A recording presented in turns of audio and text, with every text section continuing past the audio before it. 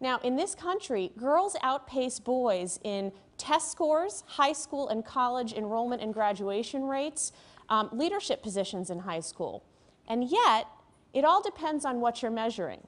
Because for decades now, psychologists have measured an alarming loss of self-esteem in girls as they approach adolescence. And this is a loss that cuts across ethnic, racial, and socioeconomic lines.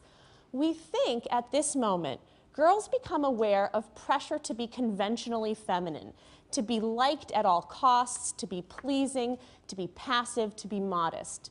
So, if their college applications are stamped with 21st century girl power, and they are, we also see their psychological resumes lagging generations behind.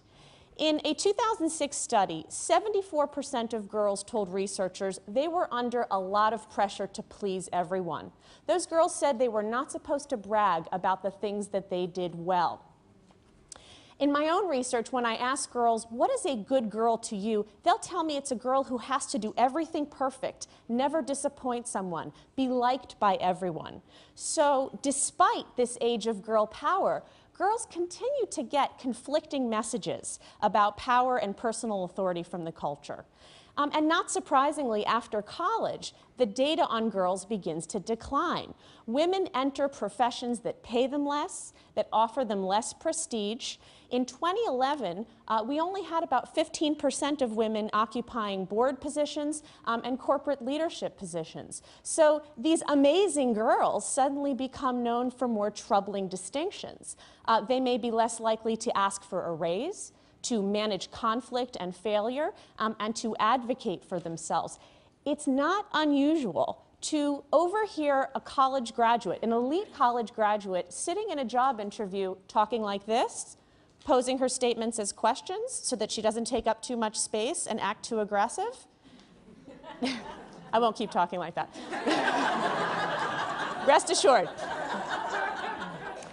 Now, let me be really clear that there are still many institutional barriers that exist, sexist barriers that exist that prevent women from being successful. And we know research is out there that says that aggressive women are not well responded to.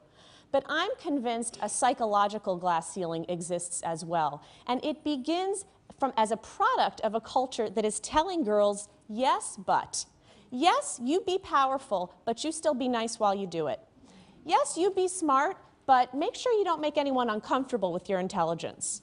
Yes, you can be active, but you be sexy and skinny while you do it. Now, I think this glass ceiling starts long before a young woman's first day on the job. I believe many of the challenges facing women's leadership begin in girlhood. I want you to picture a classroom full of first grade girls. You ask them, who's the best runner in the classroom? Every single hand goes up. I'm the best runner. And by the way, if you have not hung out with a 6-year-old girl recently, I highly recommend it. They are fierce. Totally. Just a little note. Now, if you ask that question of 5th or 6th grade girls, they'll usually point to the best runner. She's the best runner.